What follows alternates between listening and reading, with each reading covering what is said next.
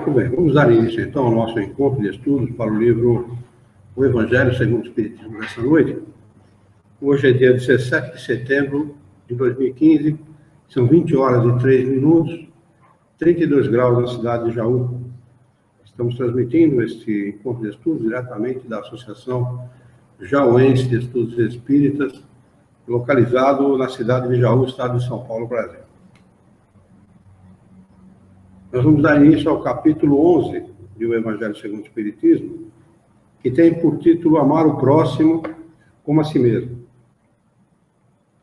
Este capítulo vai tratar dos seguintes temas: o maior mandamento, dai a César o que é de César, e como instruções dos Espíritos, a lei de amor, o egoísmo, a fé e a caridade com os criminosos.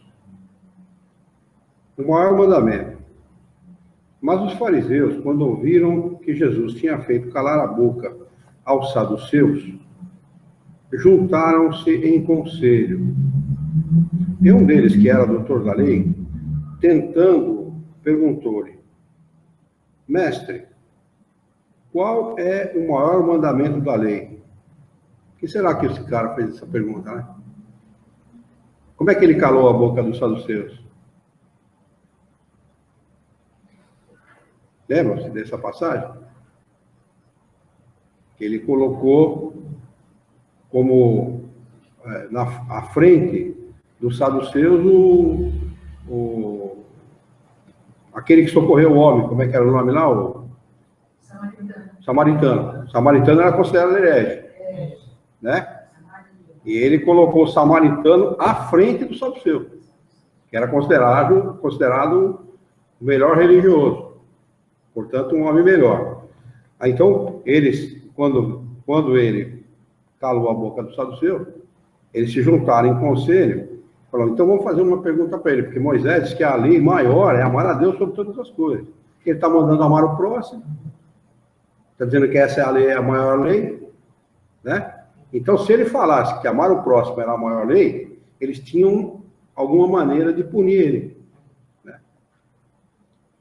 Jesus lhe disse: amarás ao Senhor teu Deus de todo o teu coração e de toda a tua alma e de todo o teu entendimento. Este é o maior e o primeiro mandamento. Quer dizer, ele não contrariou Moisés. Eles faziam questão de Estado, viu? Era a lei. Valia mais que as leis do Estado, as leis religiosas. Quem fosse contra essa lei... falasse contra Moisés, pronto, né? Esses dois mandamentos contêm toda a lei e os profetas. Quer dizer, quando ele fala que amarás ao Senhor teu Deus de todo o teu entendimento, né, e de toda a tua alma, ele não contraria Moisés, ele vai a favor da lei de Moisés. E o segundo, semelhante ao primeiro, é amar ao próximo como a ti mesmo. Quer dizer, ele mata o cara a pau, porque ele não desdiz Moisés e não se contradiz, né? Isso está no Evangelho de Mateus, capítulo 22, versículo 34 a 40. E assim, tudo o que quereis que os homens vos façam, fazei-o também vós a eles, porque esta é a lei e os profetas. Mateus, capítulo 7, ou melhor, versículo 7 a 12. Tratai todos os homens como quereríeis que eles vos tratassem. Está em Lucas, capítulo 6, versículo 31. O reino dos céus é comparado a um rei que quis tomar conta a seus servos. E tendo começado a tomar as contas, apresentou-se-lhe um que lhe devia 10.000 talentos. E como não tivesse com que pagar, mandou o seu senhor que o vendessem a ele e a sua mulher, e a seus filhos, e tudo o que tinha, para ficar pago a dívida. Porém, tal servo, lançando-se-lhes aos pés, fazia-lhe esta súplica: tem paciência comigo, que eu te pagarei tudo. Então o Senhor, compadecido daquele servo, deixou-o ir livre e perdoou-lhe a dívida. E tendo saído, este servo, encontrou um de seus companheiros que lhe devia 100 dinheiros, e lançando-lhe a mão à garganta, o asfixiava, dizendo: paga-me o que me deves.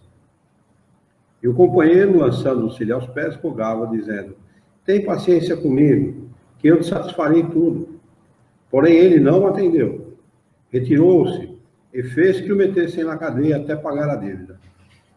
Porém, os outros servos, seus companheiros, vendo o que se passava, sentiram-no fortemente e foram dar parte ao seu senhor de tudo o que tinha acontecido.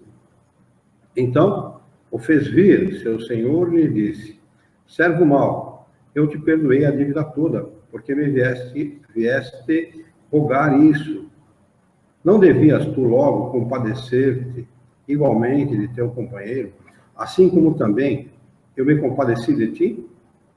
E cheio de cólera, mandou seu senhor que o entregasse aos algozes até pagar toda a dívida. Assim também vos trará, se não perdoardes do íntimo dos vossos corações aquilo que vos tenha feito vosso irmão. Está no Evangelho de Mateus, capítulo 28, versículo 23 a 35. Amado? Oi? 18. Desculpa, é 18. 18. Capítulo 18, versículo 23 a 35. Amar ao próximo como a si mesmo, fazer aos outros como queríamos que nos fizessem. Eis a expressão mais completa da caridade, porque ela resume todos os deveres para com o próximo.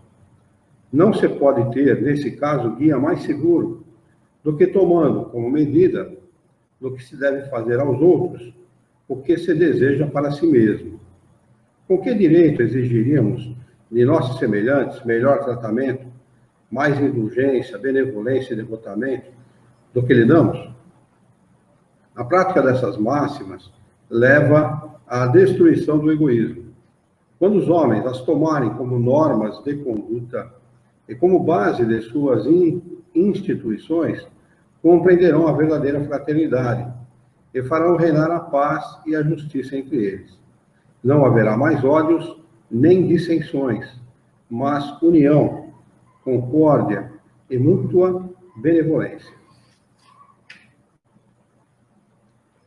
Outro título: dai a César o que é de César. Então, retirando-se os fariseus, projetaram entre si comprometê-lo no que falasse. Olha como é que os caras articulavam, né? O cara fazia as articulações dele lá para comprometer. Tinha que tirar de fora, ele estava atrapalhando. O pessoal estava deixando de dar dinheiro na igreja. Ele estava atrapalhando. E enviaram-lhe seus discípulos, juntamente com os herodianos, que lhe disseram. Herodianos eram os que trabalhavam para Herodes, né? Hein? Era rei, né? Era a lei da Judéia, né? Rei da Judéia. Mestre, sabemos que és verdadeiro. Como são canalhas? São canalhas, rapaz. Vai ali, primeiro alisa o cara, né? Depois dá-lhe uma bordoada, né? Hipocrisia pura, isso é hipocrisia. São os hipócritas. O que está mais cheio no mundo é de hipócritas. Sabemos que és verdadeiro e que não se te dá de ninguém, porque não levas em conta a pessoa dos homens.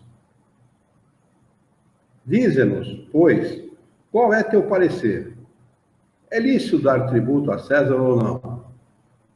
Porque eles elevaram o tributo à questão religiosa. Eles não gostavam de pagar tributo. Essa era a questão. Eles não gostavam de pagar tributo, não gostavam mesmo. E como eles estavam submetidos aos romanos, né, eles não queriam pagar, já não gostavam de pagar para o próprio país. Ainda vai pagar para os romanos, que são os que estão tomando conta do país deles. Né? Eles eram escravos de Roma na época. Né? Eles estavam subjugados a Roma. Por quê? A Roma entrou, tomou ele. Roma tomou o mundo inteiro? Roma tomou o mundo inteiro. Jesus encarnou nessa época. Jesus pegou uma bucha do caramba, né? O romano dominava toda aquela região, né? Dominava. Foram poucos lugares do mundo que eles não dominaram. Eles tinham, não sei se 14, 15 legiões, 20 legiões, eu não lembro. Cada legião, acho que tem, não sei se é 20 ou 30 mil homens. É uma coisa assim. É uma coisa enorme. Eles tinham muitos soldados. Né? Roma foi a maior capital do mundo durante muito tempo, né? Eles dominavam o mundo conhecido da época. Eles só não conseguiram dominar totalmente, se eu não me engano, a ilha da Inglaterra. Não conseguiram dominar a Inglaterra toda, dominaram uma parte da Inglaterra. Mas não conseguiram, batalharam e não conseguiram dominar. Acreditar que todos os caminhos levam a Roma? É por isso. De onde você tivesse, tinha uma posse em Roma. Era um local dominado por Roma. Eles entravam, dominavam o lugar pela violência, espoliavam o lugar, roubavam tudo que tinha no lugar, e depois faziam as pessoas, não tiravam as pessoas dali. Antigamente eles levavam como escravo para Roma, né? Mas aí submetiam as pessoas, faziam elas trabalhar no próprio lugar de origem, pagando imposto para imposto pesado. Eles tinham que manter. Você imagina, 20, 30 legiões, de cada legião de 20 ou 30 mil homens cada uma. Imagina quantos soldados para alimentar, para dar roupa, né? Não era brincadeira, eles precisavam arrecadar bastante. Então, se ele falasse que não era lícito, os romanos iam puni-lo, porque ele estava cometendo uma desobediência civil, né? É a mesma coisa que você postar hoje, um sujeito postou no Facebook hoje, que nós não devíamos pagar tributo, é uma desobediência civil, isso é crime. É crime. Desobediência civil, né? É a mesma coisa, se ele falasse não é lícito, porque aí ele ia agradar aos judeus e ia contrariar Roma. Então, ele não ia ser punido pelos judeus, mas certamente seria por Roma. E se ele falasse que era lícito, ele favoreceria os romanos e ia contrariar o povo judeu. Quer dizer, ele ia cair na esparrela do mesmo jeito. Eles armaram de tal maneira que era para ele, ou de um jeito ou de outro, desse ele não vai escapar. Porém, Jesus, conhecendo a sua malícia, sabia pouco ele das coisas, né? Disse-lhes: por que me tentais, hipócritas? Mostrai-me cá a moeda do censo. E eles lhe apresentaram um dinheiro. Quer dizer, o dinheiro já não era mais o dinheiro usado entre os judeus, já era o dinheiro romano, né? De quem é esta imagem e inscrição? Responderam-lhe eles: de César. Então lhe disse Jesus: pois dai a César o que é de César e a Deus o que é de Deus. E quando ouviram isto, admiraram-se e deixaram se retirando. Mateus capítulo 22, versículo 15 a 22, e semelhante em Marcos capítulo 12, versículo 13 a 17. Legal, né, a gente ver a sabedoria de Jesus, né? Porque qualquer um de nós ia se embasbacar numa situação como essa, né? A resposta dele, ao mesmo tempo, é uma resposta espiritual, né? Tipo, o que me interessa é a parte espiritual, não a parte... Na realidade, o que ele estava dizendo para os caras, né? Primeiro que ele estava saindo da sinuca de bico que tinham colocado. E segundo, dizendo para os caras: olha, a parte material não é nada. O que vale é a parte moral, o que vale é a parte espiritual. Essa foi a resposta deles. Como eles não tinham como contrariar Jesus, né? Não tinha o que fazer. Tinha que ficar quieto. Tinha que aceitar e ficar quieto. Agora Kardec vai dar a explicação. A questão proposta a Jesus era motivada pelas circunstâncias de haverem os judeus transformado em motivo de horror o pagamento do tributo exigido pelos romanos, elevando a problema religioso. Quer dizer, não era um problema religioso. O imposto nunca foi um problema religioso, nunca será um problema religioso. uma questão a ser tratada pela religião, uma questão humana, é uma questão circunstancial, é uma questão da vida. Você não está contente com o país? Vai embora, vai pagar menos imposto em outro lugar, ou então vai pagar mais imposto em outro lugar. Mas não tem nada a ver com religião, né? Só que como para dar força, eles aprenderam isso com Moisés, né? Para dar força àquilo que eles faziam, eles colocavam aquilo como uma questão religiosa. Numeroso partido se havia formado para rejeitar o imposto.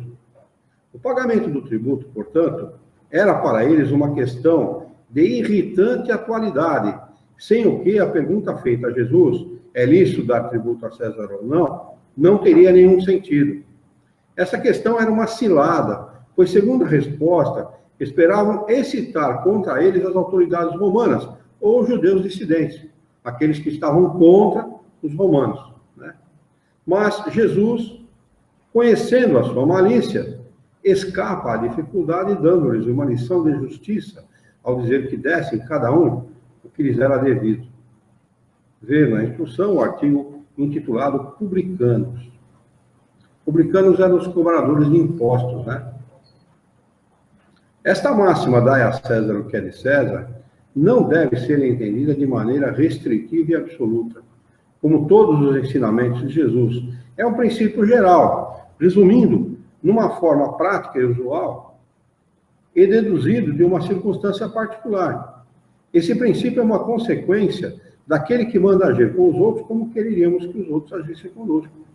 Condena todo o prejuízo moral e material causado aos outros, toda a violação do seu interesse, e prescreve o respeito aos direitos de cada um, como cada um deve ver os seus respeitados.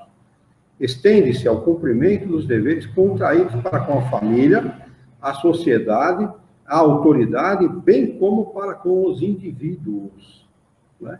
Então não era, ele não falou aquilo para a posteridade, ele falou aquilo para aquele momento, para aquela situação, né? Mas o que fica para a posteridade é exatamente essa última explicação de Kardec, que nós devemos cumprir todos os nossos deveres, né? Nós temos obrigação de cumprir.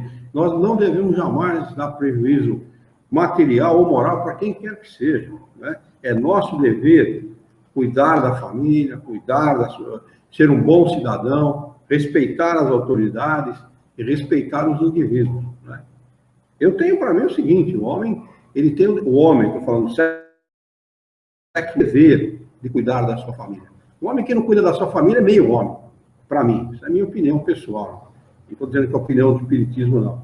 Mas eu acho assim, o homem tem esse dever, e a mulher tem o dever também de cumprir tudo o que está aqui. E para a mulher cuidar da família, é cuidar da família, não é cuidar de fora da casa. Fora da casa, deixa que o homem cuida. Mas o espiritismo pode isso? Hã? O espiritismo não pode isso. Não faz o quê? Não pode dessa maneira. Não, absolutamente. Absolutamente, porque os espíritos encarnam com tarefas definidas, não é? A mulher não encarna a mulher por acaso. A mulher encarna a mulher porque ela tem as suas obrigações como mulher. E o homem encarna o homem porque tem as suas obrigações como homem. Fisicamente, a mulher tem um músculo a mais no braço. Por quê? Por que a anatomia deu um músculo a mais para a mulher? Para ela ter mais força para segurar a criança. Você sabia disso? Não dá para falar em você agora, você saber.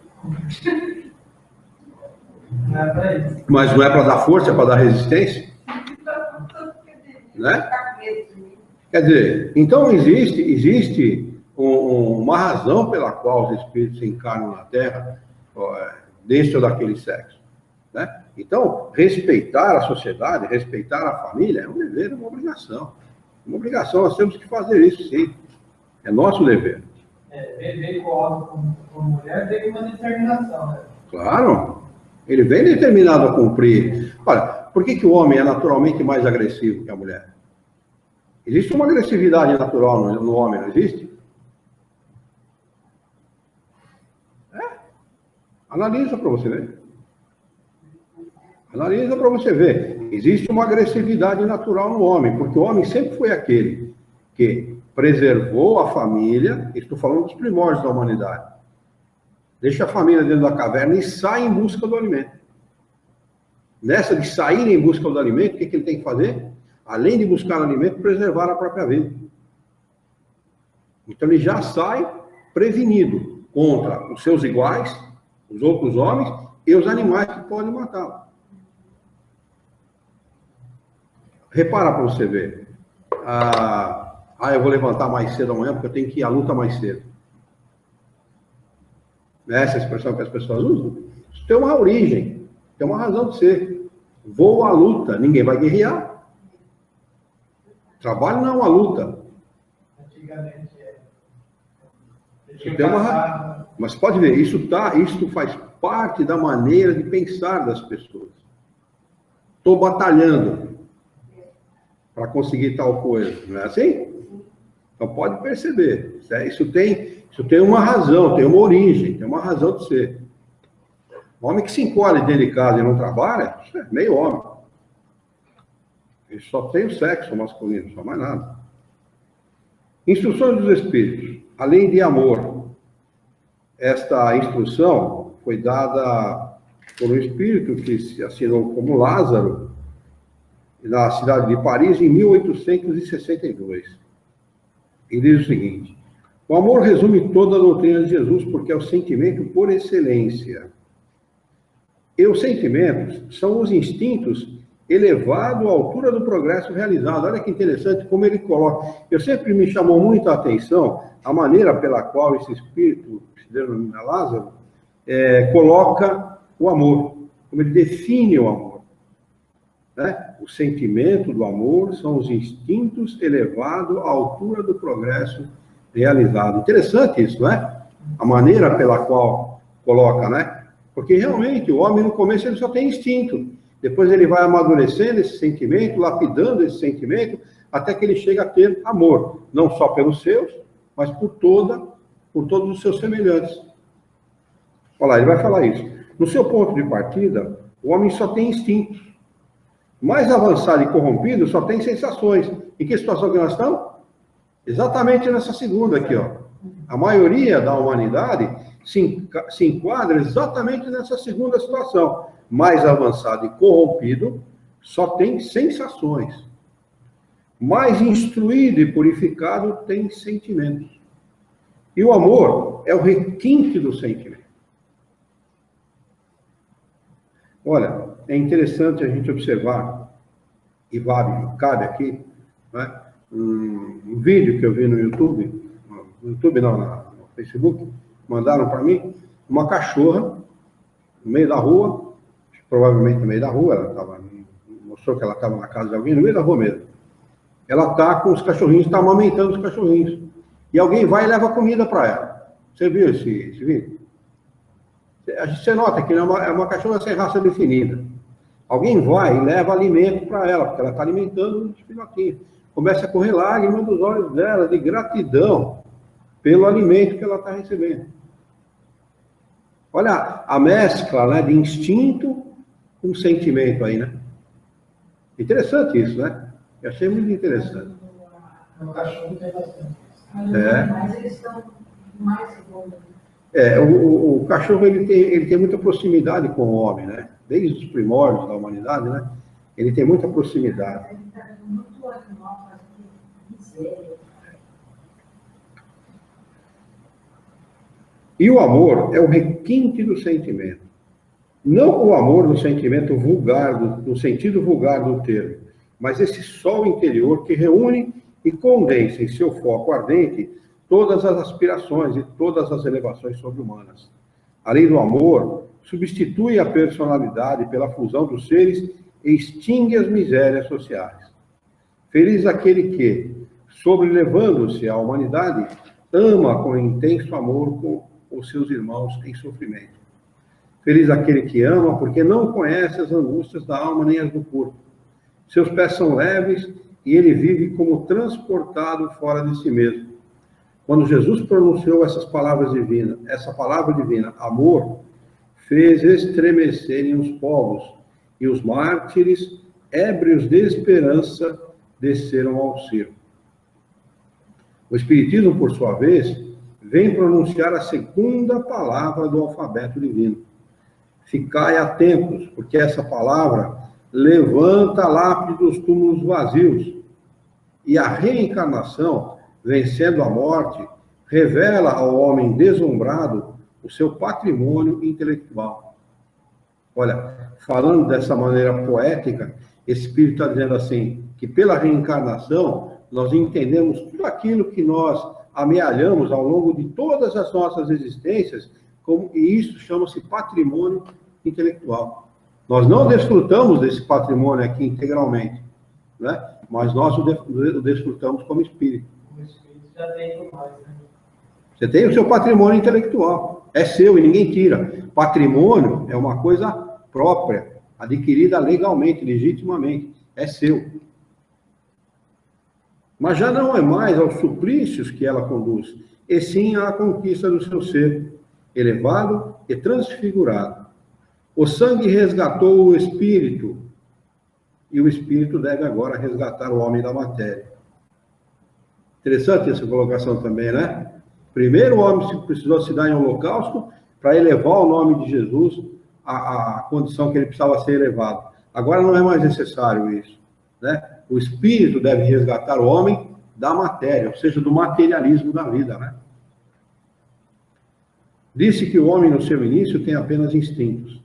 Aquele, pois, em que os instintos dominam, está mais próximo do ponto de partida que do alvo. Para avançar em direção ao alvo, é necessário vencer os instintos a favor dos sentimentos, ou seja, aperfeiçoar a estes, sufocando os germes latentes da matéria. Os instintos são a germinação e os embriões do sentimento. Trazem consigo o progresso como uma bolota oculta no carvalho. Os que, libertando-se lentamente de sua crisálida, permanecem subjugados pelos instintos. O espírito deve ser cultivado como um campo. Toda a riqueza futura depende do trabalho atual. E mais que os bens terrenos, ele vos conduzirá à gloriosa elevação. Será então que, compreendendo a lei do amor, que une a todos os seres, nela buscareis os suaves prazeres da alma, que são o prelúdio das alegrias celestes.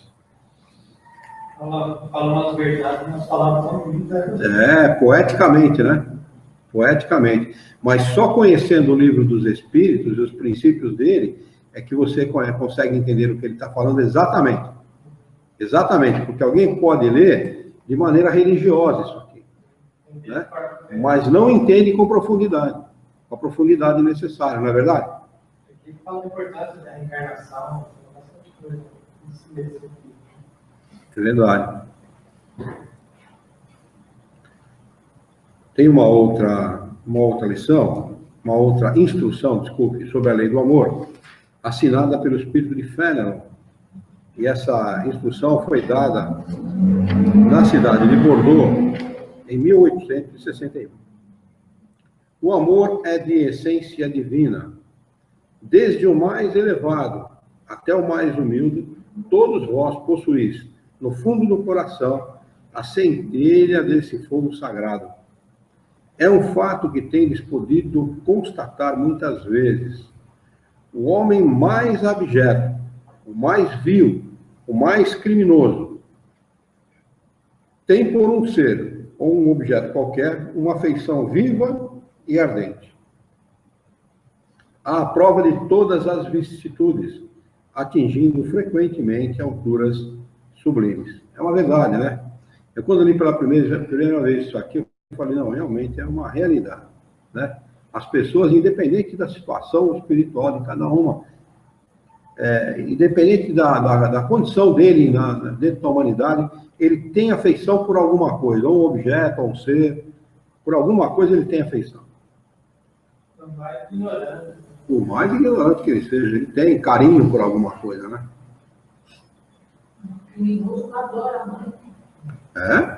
Muitos traficantes de droga não permitem que seus filhos se viciem nela. Né? Fernandinho Beiramar diz que o filho dele tem que ficar longe da droga. Chega nem perto. Disse por um ser, um objeto qualquer, porque existem entre vós indivíduos que dispensam tesouros de amor e que lhes transbordam no coração dispensam tesouros de amor que eles transbordam no coração aos animais, às plantas e até mesmo aos objetos materiais.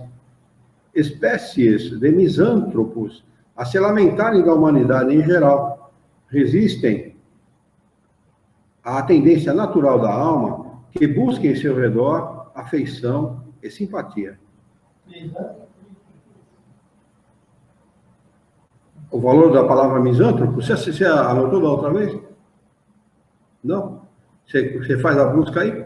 Faz. Aí ela vai buscar lá para a gente saber exatamente. Mas o misântropo é uma transformação, é algo que se transforma. É uma coisa e se transforma numa outra. É mais ou menos isso, mas aí ela vai ver. Aquele que odeia a humanidade ou sente aversão às pessoas. Isso que é misântropo, né? Aquele que odeia a humanidade, né? Ou tem aversão às pessoas. Aí eu pensei que fosse um outro valor essa palavra, então não é. Rebaixam a lei de amor à condição de instinto. Por isso que os homens dizem frequentemente o seguinte: vou fazer amor, fiz amor, e não tem nada a ver com amor. A relação sexual, rigorosamente, não tem nada a ver com amor. Ela pode ser feita por amor, sem amor, e até por ódio. Que é o estuprador faz por ódio. Por ódio a quem, né? A ele mesmo, a mãe dele. Né? A ele mesmo, a mãe, às vezes por raiva da mãe, viu? Muitos deles são psicopatas, verdadeiros psicopatas. Né? É só um desejo. Como? É só um desejo. Na realidade é instinto mesmo, né? Brutalidade. Brutalidade pura. Né? Mas façam o que quiserem, não conseguirão sufocar o germe vivaz que Deus depositou em seus corações no ato da criação. Esse germe se desenvolve e cresce com a moralidade e a inteligência. E, embora frequentemente comprimido pelo egoísmo, é a fonte das santas e doces virtudes que constituem as afeições sinceras e duradouras e que vos ajudam a transpor a rota escarpada e árida da existência terrena. Há algumas pessoas a quem repugna a prova da reencarnação pela ideia de que outros participarão das simpatias afetivas de que são ciosas. Está errado aí, viu? Não. Como é que está? Como é que está no de vocês aí? São vários. Hã? São vários. Como é que está no seu, Ian? Onde você está? Há algumas pessoas a quem repugna a prova da reencarnação, pela ideia de que outros participarão das simpatias afetivas de que são ciosas. Tá certo? No seu está escrito assim? Porque no meu está coisas. Então, também serve, também vale. Também vale. Parte vale também. Pobres irmãos. O meu tá. O meu escreveram, fizeram a gentileza de colocar coisas. O vosso afeto vos torna egoístas. Vosso amor se restringe a um círculo estrito de parentes ou de amigos, e todos os demais vos são indiferentes. Pois bem, para praticar a lei do amor, como Deus a quer, é necessário que chegueis a amar pouco a pouco e indistintamente a todos os vossos irmãos. A tarefa é longa e difícil, mas será realizada. Deus o quer, e a lei do amor é o primeiro e o mais importante preceito da vossa nova doutrina, porque é ela que deve um dia matar o egoísmo, sob qualquer aspecto em que se apresente. Pois, além do egoísmo pessoal, há ainda o egoísmo de família, de casta, de nacionalidade. Jesus disse: amai ao vosso próximo como a vós mesmos. Ora, qual é o limite do próximo? Será a família? Aceita a nação? Não, é toda a humanidade. Nos mundos superiores, é o amor recíproco que harmoniza e dirige os espíritos adiantados que os habitam. E o vosso planeta, destinado a um progresso que se aproxima, para a sua transformação social, verá os seus habitantes praticarem essa lei sublime, reflexo da própria divindade. Os efeitos da lei do amor são o aperfeiçoamento moral da raça humana e a felicidade durante a vida terrena. Os mais rebeldes e os mais viciosos deverão reformar-se quando presenciarem os benefícios produzidos pela prática desse princípio. Não façais aos outros o que não quereis que os outros vos façam, mas fazei, pelo contrário, todo o bem que puderdes. Não acrediteis na esterilidade e no endurecimento do coração humano, que cederá, mesmo ao grado, ao verdadeiro amor. Este é um ímã a que ele não poderá resistir, e o seu contato vivifica dessa virtude que estão latentes em vossos corações. A terra, morada de exílio e de provas, será então purificada por esse fogo sagrado, e nela se praticarão a caridade, a humildade, a paciência, a abnegação, a resignação, o sacrifício.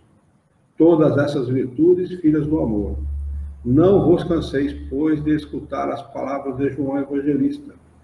Sabeis que, quando a doença e a velhice interrompem o curso de suas pregações, ele repetia apenas essas doces palavras: meus filhinhos, amai-vos uns aos outros. Queridos irmãos, utilizai com proveito essas lições. Sua prática é difícil, mas delas retira a alma imenso benefício. Crede-me, fazei o sublime esforço que vos peço. Amai-vos. E verei muito em breve a terra modificada tornar-se um novo Eliseu, em que as almas dos justos virão gozar o merecido repouso.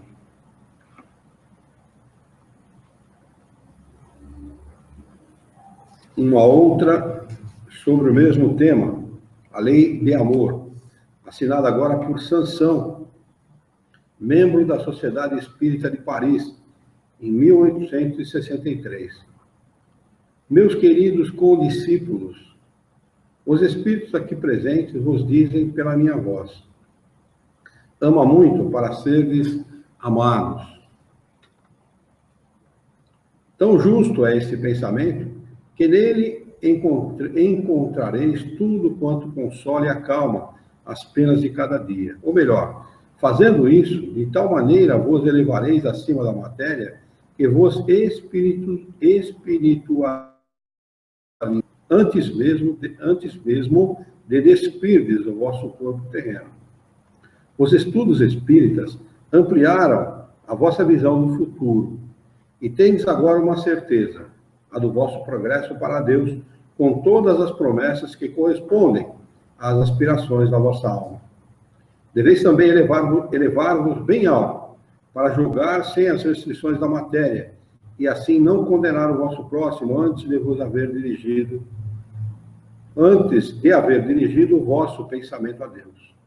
Amar, no sentido profundo do termo, é ser leal, probo, consciente para fazer aos outros aquilo que se deseja para si mesmo. É buscar em torno de si a razão íntima de todas as dores que acabrunham o próximo para dar-lhes alívio. É encarar a grande família humana como a sua própria, porque essa família ireis reencontrar um dia em mundos mais adiantados, pois os espíritos que a constituem são, como vós, filhos de Deus, marcados na fronte para se elevarem ao infinito. É por isso que não podeis recusar aos vossos irmãos aquilo que Deus vos deu com liberalidade, pois, de vossa parte, seríeis muito felizes se vossos irmãos vos dessem aquilo de que tendes necessidade.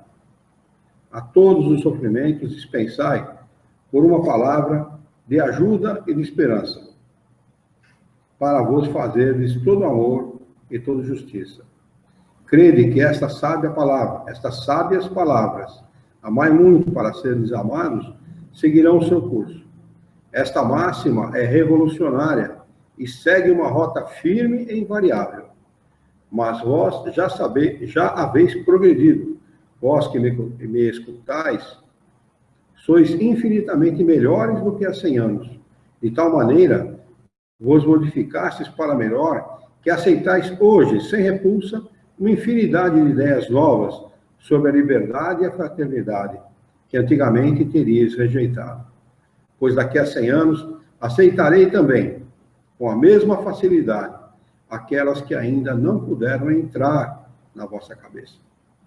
Hoje, que o movimento espírita avançou bastante, vede com que rapidez as ideias de justiça e de renovação contidas nos ditados dos espíritos são aceitas pela metade das pessoas inteligentes, e que essas ideias correspondem ao que há de divino em vós.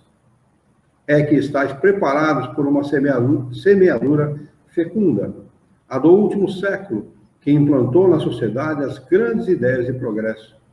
E como tudo se encadeia sob as ordens do Altíssimo, todas as lições recebidas e assimiladas resultarão nessa mudança universal do amor ao próximo. Graças a ela, os espíritos encarnados, melhor julgando e melhor sentindo, dar-se-ão as mãos até os confins do vosso planeta. Todos se reunirão para entender-se e amar-se, destruindo todas as injustiças, todas as causas de desentendimento entre os povos. Grande pensamento de renovação pelo Espiritismo, tão bem exposto em O Livro dos Espíritos. Produzirás o grande milagre no século futuro, o da reunião de todos os interesses materiais e espirituais dos homens, pela aplicação desta máxima bem compreendida: amai muito para seres amados. De alguma forma isso está sendo aplicado. O Espírito aqui não foi imprudente ao dizer que no século futuro, né, ou seja, no século XX, as coisas mudariam. Mudaram mesmo, mudaram profundamente. Né? As mudanças foram muito grandes. Houve agora, entre os refugiados da Síria, uma, se ela era cinegrafista ou jornalista, acho que era jornalista. Ela, inadvertidamente, imprudentemente, passou o pé no homem que estava com uma criança no colo. Né? Esse homem foi chamado para trabalhar no consulado da Espanha. Por causa daquele ato, por covardia. Uma criança no colo, ela passou o pé, ele estava correndo, fugindo da polícia, a polícia estava atrás não sei que eles estavam enxotando ele, né? E ele estava com muita gente correndo, ele também.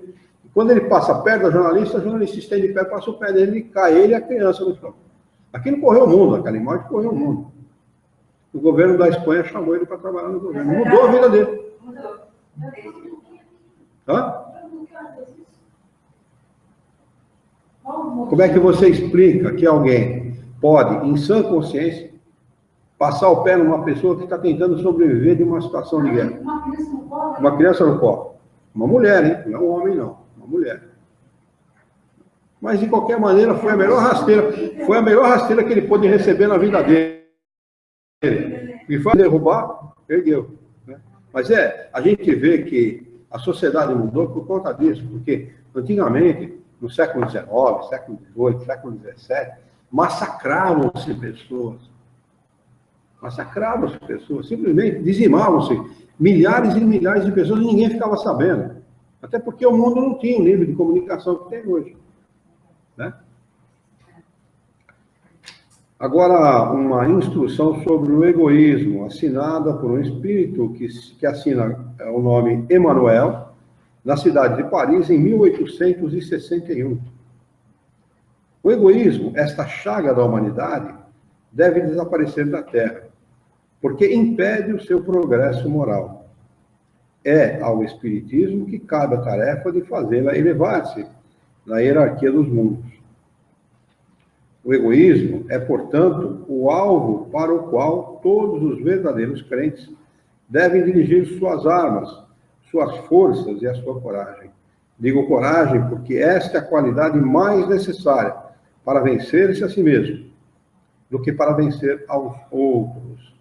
Que cada qual, portanto, dedique toda a sua atenção em combater em si próprio, porque é esse monstro devorador de todas as inteligências, esse filho do orgulho, é a fonte de todas as misérias humanas. Ele é a negação da caridade e, por isso mesmo, o maior obstáculo à felicidade dos homens. Jesus vos deu o exemplo da caridade, e Pôncio Pilatos o do egoísmo. Porque, enquanto o justo vai percorrer as santas estações do seu martírio, Tá? Eu, martírio aí. Se tiver escrito errado um de vocês, falta um S aí. Do seu martírio. Pilatos lava as mãos, dizendo: que me importa? Disse mesmo aos judeus: esse homem é justo, por que quereis crucificá-lo? E, no entanto, deixa que o levem ao suplício. É a esse antagonismo da caridade e do egoísmo, a invasão dessa lepra do coração humano, que o cristianismo deve não ter ainda cumprido toda a sua missão. E é a vós, novos apóstolos da fé, que os espíritos superiores esclarecem que cabem a tarefa e o dever de extirpar esse mal, para dar ao cristianismo toda a sua força e limpar os caminhos dos obstáculos que lhe entravam à marcha. Expulsai o egoísmo da terra, para que ela possa elevar-se na escala dos mundos, pois já é tempo da humanidade vestir a sua toga viril, e para isso é necessário primeiro expulsá-lo de vosso coração. Sobre o mesmo tema, o egoísmo, dá a seguinte instrução o espírito de Pascal, na cidade de Sens, em 1862. Se os homens se amassem reciprocamente, a caridade seria melhor praticada. O problema é que quando se fala para os homens se amar, amem-se, eles entendem amassem-se. Né? Aí dá um grande problema. Mas para isso seria necessário que vos esforçasseis no sentido de livrar o vosso coração dessa couraça que o envolve, a fim de torná-lo mais sensível ao sofrimento do próximo. O Cristo nunca se esquivava. Aquele que o procurava, fossem quem fossem, não eram repelidos. A mulher adúltera, o criminoso, eram socorridos por ele, que jamais temeu prejudicar a sua própria reputação. Quando, pois, o tomareis por modelo de todas as vossas ações? Se a caridade reinasse na terra, o mal não dominaria, mas se apagaria envergonhado. Ele se esconderia porque em toda parte se sentiria deslocado. Seria então que o mal desapareceria. Compenetrai-vos disso. Olha essas frases, duas frases anteriores estão num caractere diferenciado exatamente para chamar a atenção. Se a caridade reinasse na terra, o mal não a dominaria, mas se apagaria envergonhado. Ele se esconderia, porque em toda parte se sentiria deslocado. E o mal é fruto das nossas próprias ações, da nossa incúria, da nossa imprudência mesmo. Não são os espíritos, não. Os espíritos só fazem o que fazem porque dá permissão. Começai por dar o exemplo vós mesmos, sede caridosos para com todos indistintamente. Esforçai-vos para não atentar nos que vos olham com desdém. Deixai a Deus cuidar de toda a justiça, pois cada dia, no seu reino, ele separa o joio do trigo. O egoísmo é a negação da caridade. Ora, sem a caridade não há tranquilidade na vida social. E digo mais, não há segurança. Com o egoísmo e o orgulho, que andam de mãos dadas, essa vida será sempre uma corrida favorável ao mais esperto, uma luta de interesses em que as mais santas afeições são calcadas aos pés, em que nem mesmo os sagrados laços de família são respeitados. Parece que ele estava falando para o Brasil, né? Então, atual. Atualíssimo e verdadeiro, né? Esse último parágrafo aqui é extraordinário. O egoísmo é a negação da caridade. Ora, sem a caridade, não há tranquilidade na vida social. E não há mesmo. A gente vive de sobressalto. Uma pessoa está passando perto, você fica olhando a pessoa para ver se ela não vai te atacar. Século XXI. E digo mais, não há segurança. Com o egoísmo e orgulho, que andam de mãos dadas, essa vida será sempre uma corrida favorável ao mais esperto. Uma luta de interesse. Hã? Alguém se julga mais esperto. Na realidade, quem faz o que faz, quando se julga esperto, é um espertalhão. Porque o esperto não faz isso. Estar esperto é estar atento, não é? A palavra esperto é nesse sentido. Atento. né? Observando, atento. A pessoa que está atenta à vida, que quer o melhor da vida, não faz o que o espertalhão faz. O espertalhão na realidade, ele está jogando contra ele mesmo. Né? O sujeito que vive dos interesses, de favorecer os próprios interesses, vai pagar caríssimo isso. Eu não queria estar um segundo na pele desses caras, porque eles têm tudo na vida material. Aquele exemplo do Lázaro, né, que vivia das migalhas do rico lá e tal, né, aquela historinha que se conta a respeito de Lázaro, é verdadeira. Porque o anjo fala para o outro: você já teve tudo na terra. Esse aqui vivia das migalhas que caíam da sua mesa. Essa comparação, essa historieta, ela é verdadeira nesse sentido. Não é Deus que está punindo. Estava falando do egoísmo. É egoísmo, exatamente a mesma coisa que ele está falando aqui, ó. Né?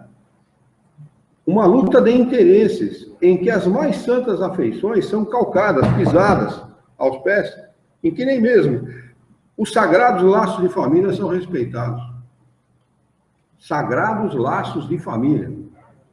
Né? As pessoas, por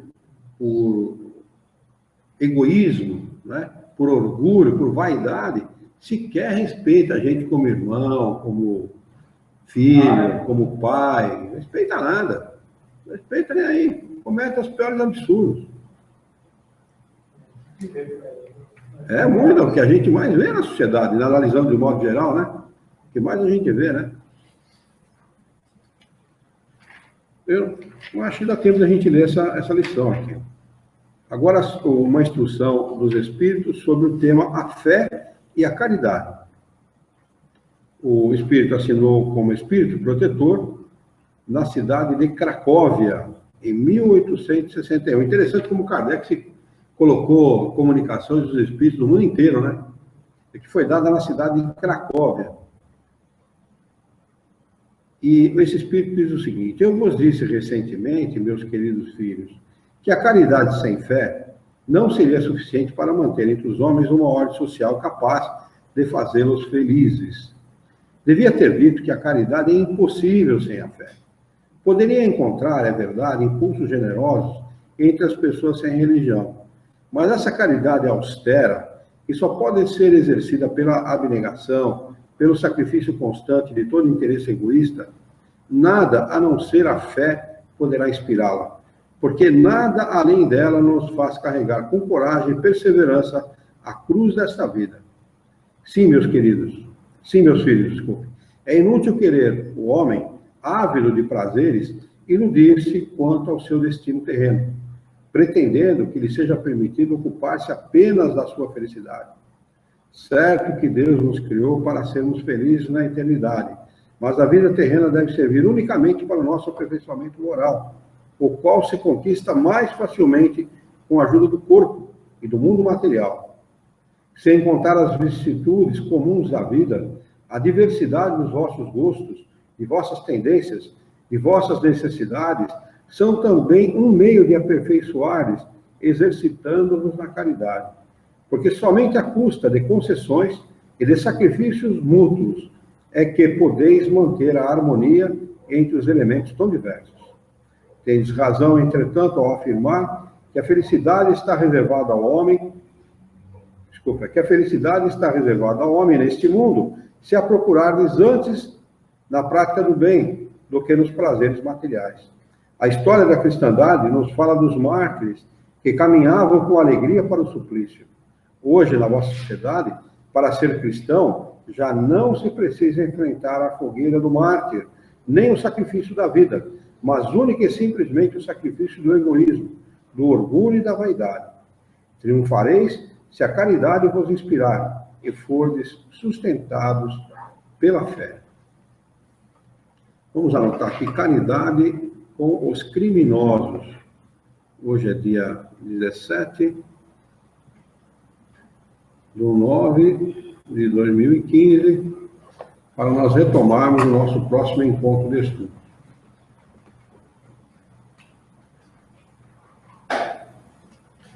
Perguntas, colocações, dúvidas?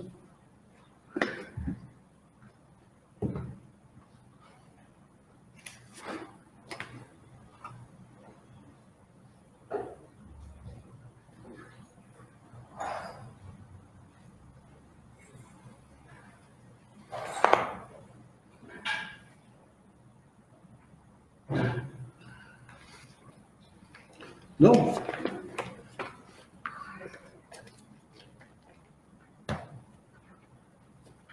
Essas lições calam fundo, né?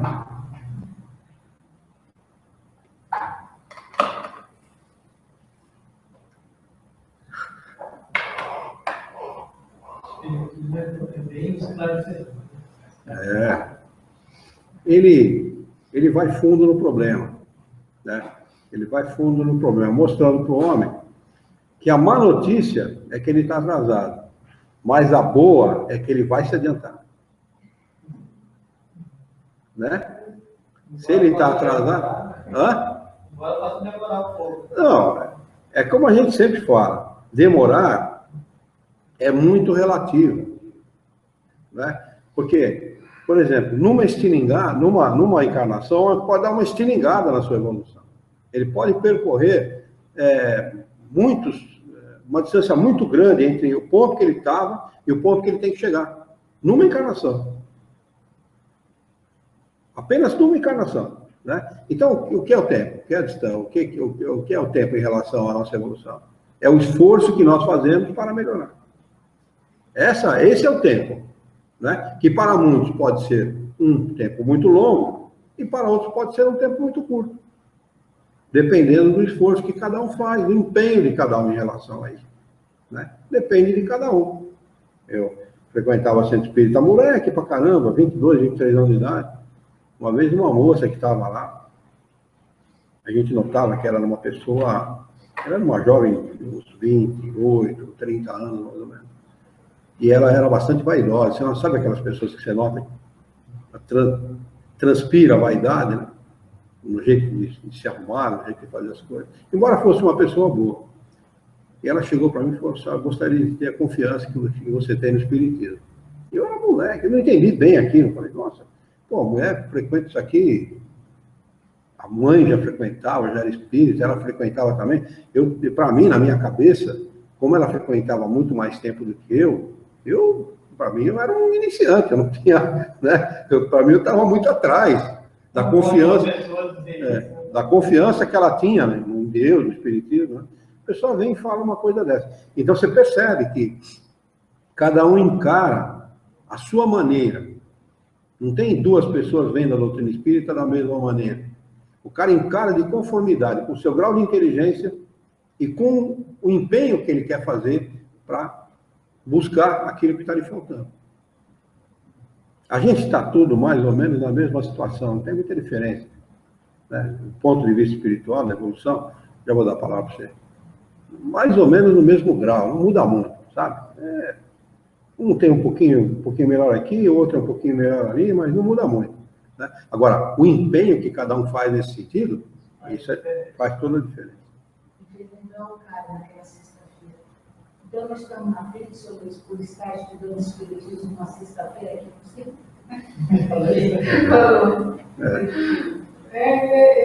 Porque ele fala assim, por que as pessoas não têm o mesmo interesse que a gente tem? Para sempre, né? A casa daqui. Enquanto a gente morando por aqui, ela nem interessa. Mas olha, não é só pelo problema de interesse. É o problema do que se apregoa em relação à doutrina espírita. Eu já contei essa história, eu vou repetir. Um contador aqui da cidade, gente já desencarnou e tal, católico, teve um problema com o filho. E um deles, eu estive no escritório, ele fazia a contabilidade da minha empresa, fazia a contabilidade do centro espírita. Um dia eu estive conversando com ele e tal, pô, Polônio, tudo bem e tal. Sempre que eu ia lá, eu tinha que entrar na sala dele, ficava lá no mínimo meia hora, 40 minutos. Ele falou, hoje, não assim, o dia que eu estou falando com vocês, ele era um cara grandão, falava grosso, falava alto, o cara falava alto. Hoje eu vou contrariar a orientação que minha mãe me deu há muito tempo, de jamais entrar no centro espírita. Veja você, católico, ele era, como é que chama aqueles caras que, ministro da igreja, né? Ele era ministro da igreja, ele na São Sebastião ali, ele era ministro da igreja e tal. E ele veio no centro espírita, ali na Lourenço Prado, ele veio lá e tal, ele, a mulher, os filhos e a nora, que hoje a futura nora, que hoje seria a nora dele, casada com um filho, já tem um filho com ele e tal. No final da nossa reunião, né, foi eu que fiz a palestra naquele dia, tudo, eles tomaram passe, o filho estava com problema, veio lá para fazer um tratamento e tal, e eu fui mostrar o centro espírita para eles.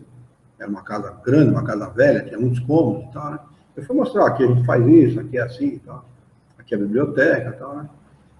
E no final, na frente de todos, viu, dos filhos, da mulher, de todos, ele falou assim, quem passa aí na frente não sabe o que acontece aqui dentro.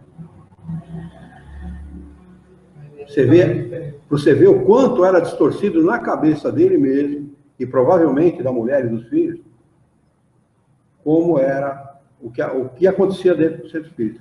Então, essas pessoas que estão aqui em volta, certamente olham de maneira distorcida para casa.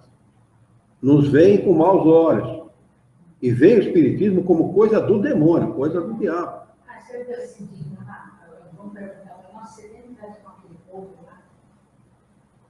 É uma vizinha nossa, o pessoal vai perguntar se tem, por que tem amizade com a gente. É um absurdo, mas as pessoas veem assim. Enquanto essas pessoas tiverem esse tipo de pensamento, não adianta você querer... Fechado. Falta para essas pessoas maturidade.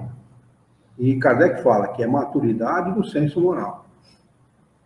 Para entender o Evangelho de Jesus, como a gente estuda aqui, você precisa ter a cabeça aberta. Porque se você não tiver a cabeça aberta, nossa, cara, realmente é coisa do demônio mesmo. Se você tiver fechado com uma ideia, já era. Não consegue entender nada. Não aproveita. Né? E muitos que são espíritas também não querem saber desse tipo de estudo, exatamente porque não querem se comprometer com essa verdade. São os maus espíritas, Kardec classifica. Né? E espíritas em três condições, em três situações. O curioso, aquele que só quer saber do fenômeno e tal. O mau espírita, que é aquele que entende, que é bom e tudo, né? Mas não quer saber de compromisso. E o bom espírito, que é aquele cara que entende, está atrasado do ponto de vista intelectual e moral, né? Mas está se esforçando no sentido de aprimorar-se. Quer dizer, então por isso que a gente vê tanta gente que mora aqui em volta, e nenhum deles, né? Só um que tinha aqui na frente, que era nora e filho de uma pessoa que frequentava aqui, que de vez em quando, veio umas 3 ou 4 vezes, veio na casa, só, dos que moram aqui em volta. E a maioria vê a gente com maus olhos. Teve um aqui na frente que veio perguntar o que a gente fazia aqui. Consertava o motor aqui na frente. Aí ele está mais para frente agora. Ele está bem aqui na frente. Então, o que nós fazemos? Quanto tempo nós estamos aqui? Faz uns 4, 5 anos. Não, uns 4 anos, 4, 5 anos. Você já viu alguma bagunça, algum barulho, alguma coisa? Ele falou, não. Foi porque eu já fui, como é que é? Eu sou ex-seminarista. Pensei comigo, grande coisa, né? Seminarista, grande coisa. Mas não falei para ele, né? Pensei só. Aí ele falou, sabe por quê? Porque lá na minha rua, não sei, ele falou onde morava, não guardei. Lá na minha rua tem uma mulher que se diz espírita e que ela faz bonequinho, espeta os bonequinhos com alfinete e coloca na porta das pessoas. Eu falei, alguma vez você viu o bonequinho espetado na sua porta? Não, então é isso que a gente faz. Aí fiquei imaginando, né, esse cara devia olhar aqui para dentro, imaginando que a gente era uma fábrica de bonequinho para ser espetado, no mínimo, né? Engraçado que diga isso, né? Mas eu conheço como uma fumeira, uma tumba. Mas o pessoal confunde espiritismo Bastante, com os rituais pantos, que é a da Umbanda, do Candomblé. Eles confundem mesmo. Há uma confusão mesmo. Ainda mais aqui em Jaú, que, além de ser colonizado por italianos, você teve aqui uma colônia africana muito grande, que trabalhou aqui, que produziu aqui, de escravos, que produziram aqui, pô, naquela fazenda que nós fomos visitar lá no passeio no final do ano, tinha lá senzala, tinha tudo. Né? Quer dizer, eles têm os rituais deles. Para não chamar o ritual com o nome correto, associa os rituais católicos com os rituais deles, chamam aquilo de espiritismo. E as pessoas ignorantes, daquilo que se faz dentro do centro espírita, do que é o espiritismo, chamam do mesmo nome. No Brasil, embora o Brasil seja o maior país espírita do mundo, é o país mais ignorante de espiritismo que existe. Vamos fazer a nossa prece, gente? Vamos então elevar o nosso pensamento, mentalizar a figura excelsa e amiga de Jesus, o nosso mestre, modelo e guia da humanidade. Juntos com Jesus, vamos nos dirigir ao Criador, ao Senhor da vida, fonte inesgotável de paz, de amor, de bondade, de misericórdia e justiça, para agradecê-lo muito pela oportunidade de aqui estarmos reunidos em seu nome, para estudarmos as questões propostas pelo livro O Evangelho segundo o Espiritismo dessa noite.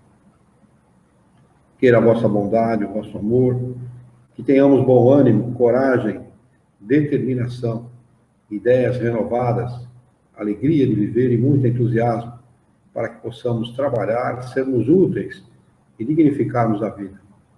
E ajuda-nos, Senhor, a honrá-la por um profundo e sincero respeito ao nosso próximo. Em teu nome, em nome de Jesus, em nome dos bons espíritos, em nome do nosso diretor espiritual e de sua equipe, e todos os encarnados e desencarnados presentes à nossa reunião de estudos dessa noite, nós a declaramos encerrada.